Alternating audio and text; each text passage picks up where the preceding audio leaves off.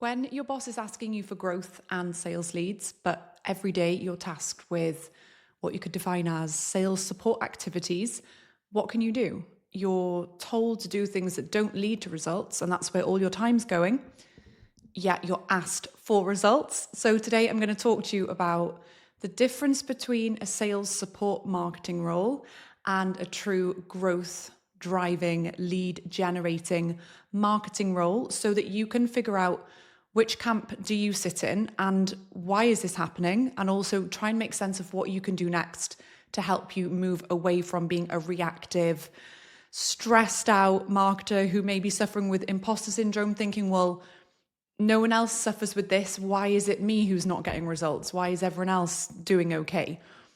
Over to a more strategic leader, a person who is confident in what they're doing, is able to push back and help the company become more strategic in its marketing. So enjoy this episode. Get yourself a nice hot cup of something if you want to press pause, because these episodes with me are really relaxed, really fun. They're going to make you feel so much better. Think of it as your B2B therapy dose. And if you're new here, welcome to the B2B Marketing Gap podcast with me, Jade Tambini, aka B2B Jade. If you are listening, you can also head over to YouTube to watch this episode. It's not that exciting, but you get to see where I'm sitting in my kitchen and you might enjoy it.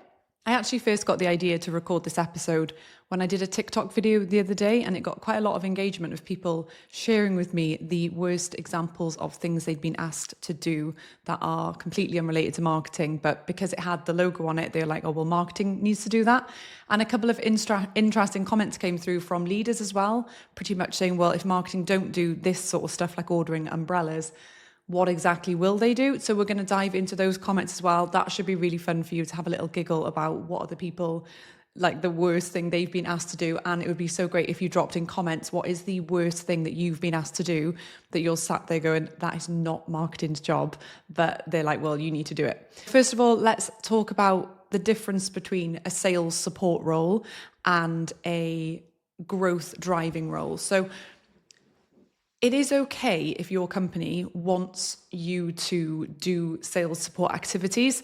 This is something I say to people all the time. Look, if your leader wants you editing PDF brochures for the sales team, being responsible for posters that go in the toilets just because it's got the logo on, ordering uniforms, basically doing anything that sales and commercial functions within the business need you to, that is okay because it's their business.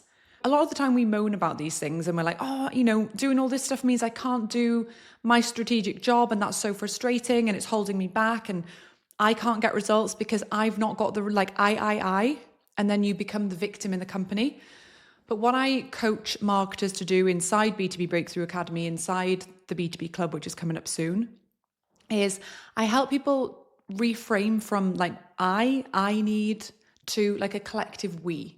So really making peace with, if your company truly wants to treat your role that way, then that's their business, it's their company. And there's lots of things that we can do to try and change that through internal education, through learning to say no in a professional way, through pushing for strategic leadership as opposed to just being reactive and doing different things. But if you just make peace, like right here, right now, think about your company you work in. This company is not about you. This company is its own entity and the leaders can do whatever the heck they want. It's their business. And so if I was in-house now, I've not been in-house for over a decade because I've been running my business. If I was in-house now, the first thing I would do is let go.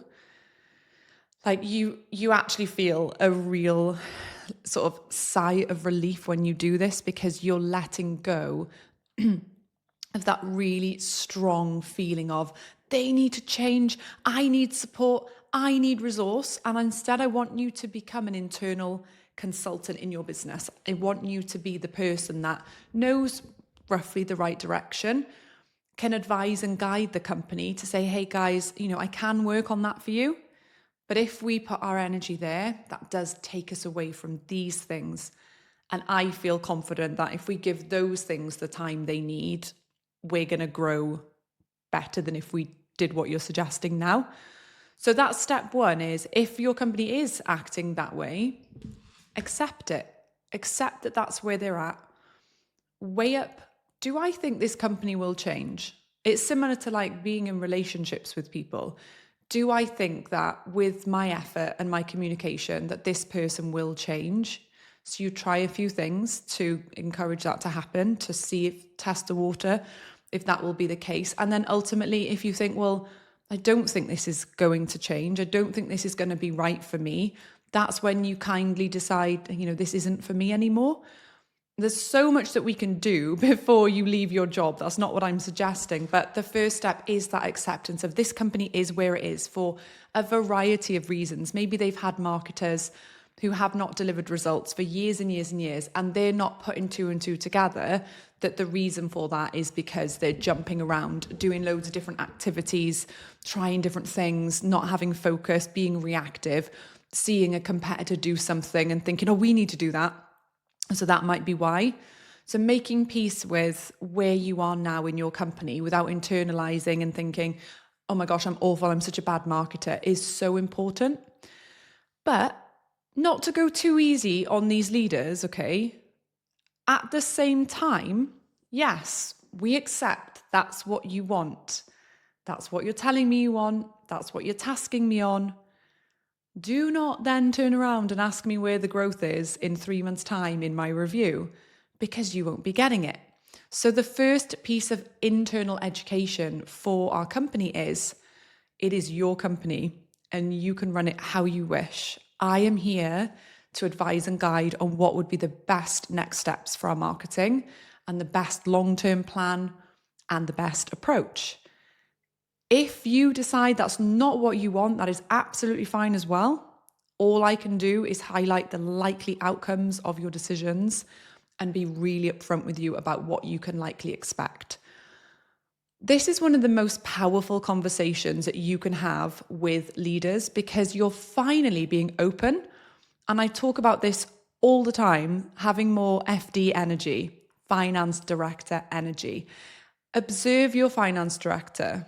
She or he most likely will not be talking in tones like, oh, I'm just wondering if maybe we could, oh, I hear what you're saying, but they're like, that won't work. We don't have the resource for that. They're very final and they're very rooted and secure in like what they're putting forward. And I think that's likely because it's all to do with numbers and you can't really argue with numbers. So I don't want to go down the rabbit hole of behavioral economics, because there's a huge debate, which I think I'll do another podcast episode on actually, where economists always believed that you could just fully predict, what will happen in a business or what numbers will do. And then behavioral economists, behavioral marketer scientists, people came along and were like, yeah, but humans are messy. Life is messy. You actually can't predict how people will make decisions. But that's another thing for another day, which I just find interesting. But finance directors tend to believe they're right. They tend to be backed by data. They tend to be very, almost too far the other way from marketers. But I do think that we could learn something from them by dealing with our leaders to be like, I hear you. That is not likely to work for us. I don't think we should put our focus there. Here's why. The difficulty, and when I've spoken to hundreds of you over the last few years, is then you're like, okay, but if I'm telling them no, this is where the imposter syndrome comes in. If I'm telling them no, we shouldn't do that, I then feel imposter syndrome about when they say, well, what are we doing then? Because I freeze and I'm thinking, okay, let's just do your idea. And we kind of panic and we feel like we're going to be exposed. This was my experience anyway. So it is vitally important that you learn how to build and implement a strategic marketing plan, which is what we do inside B2B Breakthrough Academy. I was talking to Alexandra, one of the students, a few weeks ago, and she's like, we've doubled the deals closed by through marketing channels as a result of me learning to build a strategy. And she's done that because she was able to not only work on the mindset stuff, to elevate herself and go, hey guys, this is not working. Let's change it. Let's do it together. I've got this program. Let's build a strategy. Let's make sure that you're on the same page. Let's make sure that we weed out things that aren't working. Let's pick the simplest approach, fewest channels possible, and go for it hard with them. And that's how she got those results. it's so important that you're able to build a strategic marketing plan in a way that makes sense, because most of the strategic marketing plans that people build after doing their degree, after getting their professional qualifications, feel sometimes, and this is just from my experience personally and speaking to hundreds of you, maybe you relate, is you've built this beautiful plan, but it doesn't feel realistic. It feels like something that you're just giving to leaders to, I don't want to say show off, but flex your skills. And you don't necessarily feel like, okay, I'm so excited to implement this. This makes perfect sense to me. I have every resource I need. I know exactly how this is going to play out. And that's usually because we're filling it with things to impress and we're trying to cram everyone's ideas in. Or even if we're not, we're building more of a wish list that we don't feel comfortable that we could actually deliver. I've even had people in my mentorship be like, oh, Jade, I just want to get through the next 6 months where I don't have the resources and I don't have everything I need. And then I'll build my marketing strategy. I'm like, no way, no. Build it for where you are now. A strategic marketing plan is not about, oh, when one day we've got this and that. It's like, what resources do we have available? Let's try and get buy-in from our leaders about why increasing the resource, increasing the budget is likely to help them reach their business goals faster or more realistically. Let's absolutely do all that stuff, but let's work with what we have and create something that's simple.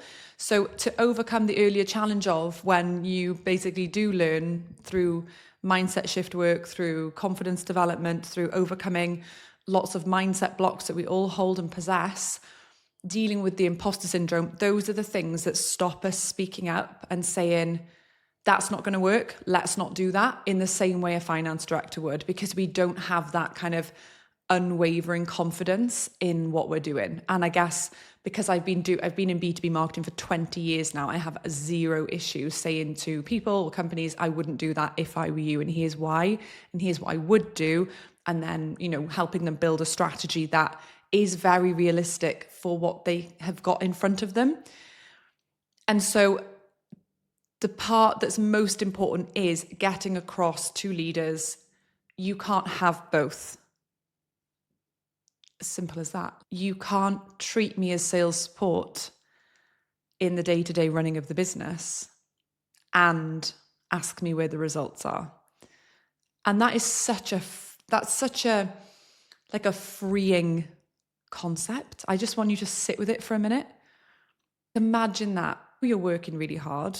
You're doing everything you can, but there's this elephant in the room and no one wants to talk about it. You're in your review, you're sharing stats and data that you hope is going to make it look like marketing delivered something this quarter. But deep down, the real reason is because you are not able to focus on anything for longer than a few weeks. And I've done it. Let's do LinkedIn ads. We try 3 campaigns with $2,000 budget behind them. Doesn't really work. Quit. Oh, let's try YouTube now. Oh, let's do more events now. Oh, let's host online webinars. And then the subject matter expert just waffles on about something to do with the new regulation. And you're like, oh, why did no one convert? Because the content was really not in line with a challenge your audience is facing. And it didn't pinpoint to people why you are the people to choose when they next want to pick someone to help them. So it's just getting back to these basics and getting really clear on how are we going to get the business from where it is now to where it needs to get to with the fewest activities, the fewest approaches, because why do more things than you need to? Why not just have a simple funnel, a simple way to get in front of the people that you want to work with, nurture them, help them understand about your business, help them understand why you're a great choice for them, demonstrate that with proof and evidence, find ways to get closer to them, keep them really warmed up so that when someone does want to ask for a meeting, they're like, yeah, great. I've been wanting to talk to you guys for a while because I've got this project, and what you were saying about this model that you've done for other clients really struck something for me. And so we could go really deep on this stuff because I could talk about it all day. But the point is, once you've got that confidence, okay, step 1, I conduct a review of where our marketing is now, an honest, open one. This is how I run things. It has to be open and honest and exposing, and that can be really uncomfortable. You need support with doing that, however you do it. You need someone to say to you, this is okay. The marketing has not been working and we're going to fix it now and turn it around. And this is going to be something you have to do for your professional development. Even if you created the mess you're in, you did it with good intention because you were pulled pillar to post. And then once we're clear about where we are and the challenges, is our CRM functioning as it should be? I will talk about it until I die. It is the most important central thing that you need. There's no arguments anymore. It's 2026. We cannot have salespeople running their own spreadsheets with prospects and leads and inboxes that are not in a centralized place for marketing to help nurture. It is unacceptable. We cannot be doing it. And so if you need that little bit of motivation from someone else that you are not crazy when you say this is utterly ridiculous, I'm doing that now. There's a brilliant exercise that I'm actually going to talk about on a webinar that I'm holding. It's going to be on Thursday. Let's have a look because I don't want to read the date wrong. I'm doing a webinar called, just set it up. It's called How to Become a Strategic Marketer. And I'm going to do with you on there an exercise on the cost of inaction for exactly what I'm talking about here. The webinar is 11 a.m. UK time. I'm looking because I've only just set it up. 11 a.m. UK time on Thursday, 26th of March. I've linked in the show notes if you want to join us. It's going to be really fun, but I'm going to run you through a cost of inaction exercise because let me share a quick transformation for you with one of my students. She was saying to the company, we need to focus on the CRM. We need to get everyone using it. They'd hired an external, they were trying to run it all themselves. It just wasn't working. And she was like, I've asked them 8 times, I've asked them till I'm blue in the face and never listened to me. And it was like, okay, slow down. Let's stop now. Let's run a cost of inaction exercise. So cost of inaction is a kind of topic that I really enjoy talking about. We talk about return on investment a lot, and leaders always want you to talk about return on investment.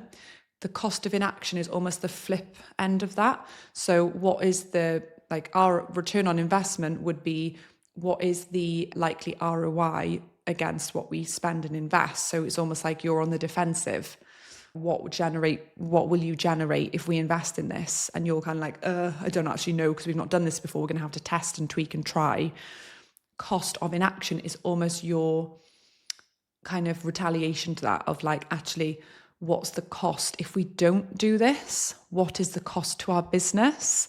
So my student calculated how many leads had been missed by the sales team not having a CRM system that was integrated, and she was able to attribute that to an actual funnel amount. And I'm certain it was like 1 million, and it was something like, through not centralizing this and having marketing nurture, we're missing opportunities. She did a ton of digging around data and finding out where people were at in their sales cycle, realizing things had been missed. And she basically was like, I'm looking for an investment of X to hire experts to really set up our CRM properly and get us all using it. This is going to be the investment, but the cost of inaction is looking like this amount. And they're like, what? And she's like, let me show you this data that I've put together. It's not perfect, but it just gives you a picture of what is happening in our company. That's the type of language that finance directors, CEOs, operations directors, they listen to that.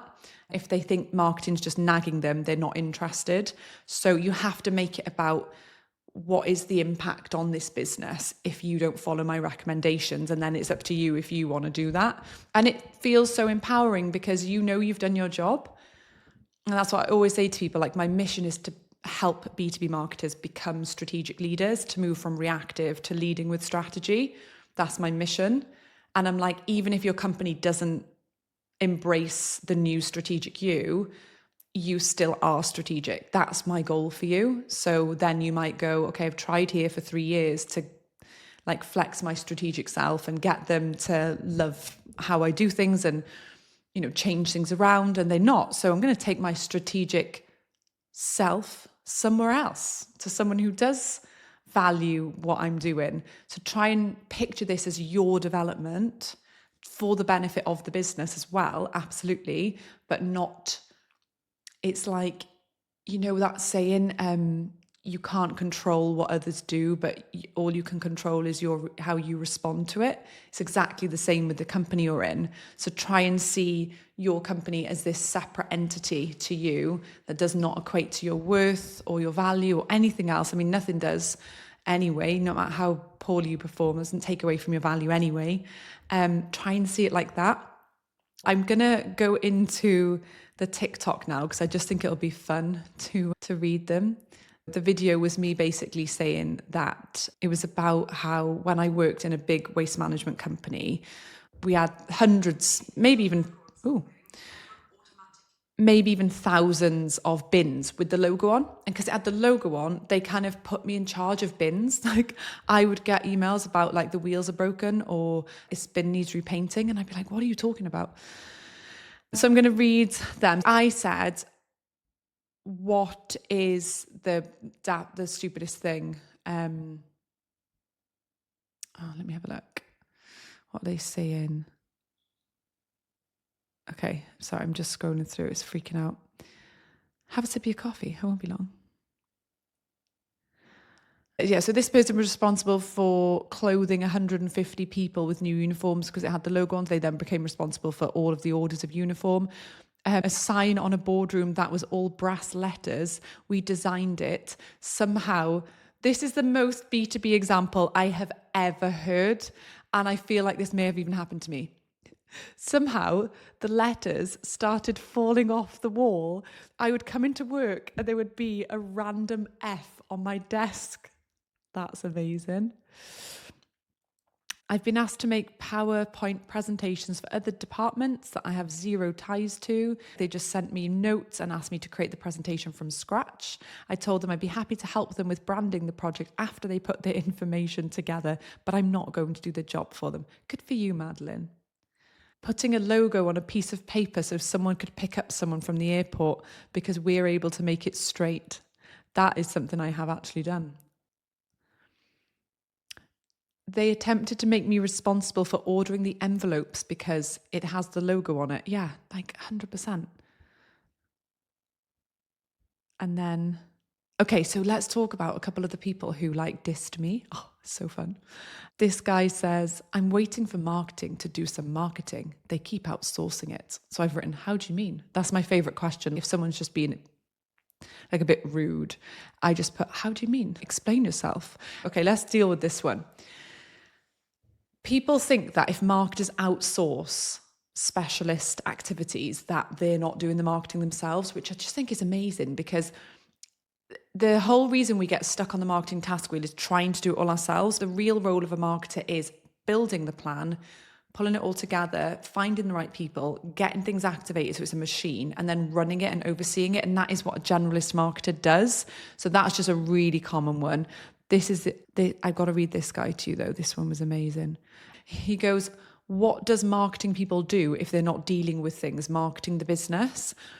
And this is another one, like people literally think the logo is the marketing. The reason that he said this is pretty much rooted in the history of B2B marketing, because we were always, just getting out of there now, we were always the sales support people. So this is like a quick segment before I finish on why this happens. In the past, before the internet became a really big part of how we buy, how we make decisions, and it's so clear that this is not just how we make decisions as consumers, it is how we make decisions at work as well. We do not want meetings in our calendar unless we absolutely have to. That means that we speak to sales a lot later in our journey. We're doing a lot of research independently, online, on forums, talking to people, researching, asking, finding out, getting nurtured in emails, learning things. So in the past, that wasn't how things really worked. Even when I started in sales and marketing, I was a telesales executive in 2006. And yeah, I was like 17, 18 or something. And my job was to call around and people would speak to me because there was no other way for them to really find out. We sold marketing data, so people would buy lists from us and then do mail outs to their target audience. There was no way for them to really learn about that unless they actually spoke to me. So it was really easy because it was like, well, if you want to buy data, you've got to speak to people. What's happened is the marketing team were kind of supporting that. There was obviously marketing outside of telesales. We had PR, we had events. You could argue that search engine optimization was around, but I would argue that it wasn't particularly a mainstream thing. Websites weren't playing a big role particularly in B2B. They were generating maybe some leads here and there, but it wasn't like it is now. I remember our website purely being a bit of a brochure site, like giving information for the company. It was nowhere near what it's like now. And so marketing tended to be, because most of the decision making happened directly with sales, they were the ones who had to be absolutely expert on form. Marketing supported that happening. Maybe there'd be a golf day, they'd do the umbrellas, they'd do the invites, things like that. But times have moved on to where, when set up correctly, marketing drives the growth and sales are now the closers. And I know that because I guess in my business, I've always been marketing and sales, and I've seen myself how much the marketing has shifted to doing way more of the legwork to then the sales part. If I do speak to someone before they work with me, that's a really small part. So I've seen that firsthand over the years, whether in companies or whether working for myself for the last 10 years. But people like this guy who commented, they haven't recognized those changes. So a lot of Gen X leaders and above are still stuck in that zone of, we don't need a CRM, we can just keep on top of all our contacts manually, not realizing that the cost of inaction is that their business could be so much more, their revenue targets could be fulfilled or surpassed so much easier if they let marketing pool everything together and really generate a lot more, like mine a lot more gold out of that gold mine they have. So that's the history of why people like Scott say that. And if you want to see my reply to him, head to the TikToks. I did a little video, and then I hope he didn't see it as me being mean back, but I was just trying to like express, I hear you, but like, here's what's going on. I hope you've enjoyed this episode. As I mentioned in my last episode, I've closed the doors to B2B Breakthrough Academy for a while, just so I can reorganize things behind the scenes and get ready for our next cohort, which will open back up in April. If you do want to hear about that, if you want to be first to know when we reopen, because for the moment you can't join the academy, I just needed a break so that I could reset without members coming in at different times. I wanted like a full reset and have a proper cohort of people starting together. The doors will open back around April. And then I've also got the B2B Club in the works, which I'm so excited about, which is going to be a membership where you can join. And it's going to be a really affordable monthly fee. And you get to have live access to me, material drops, mini bite-sized trainings, things like that, and accountability with other marketers. I've also put a link in the show notes for both of those things. If you're interested in the April cohort, you can register your interest now and apply. And then if you would like to hear about B2B Club when that opens, you can also do the same. For a moment, because I've closed the doors to basically everything, if you did want a one-to-one with me, that's something that I am doing for 3 to 5 people over the next 6 to 8 weeks. If that's something that you've wanted to do with me for a while, just get in touch and we can see if there's a good fit for that. Actually, I haven't done one-to-ones for about 2 years now, because I've been doing the B2B Breakthrough Academy with the cohorts and the launches and group mentoring. But I actually think it would be quite nice to have a little chat with you for a little bit until the doors open. Make sure you subscribe to the channel. Make sure you leave me a comment to let me know how this landed, and I will see you next time. Bye.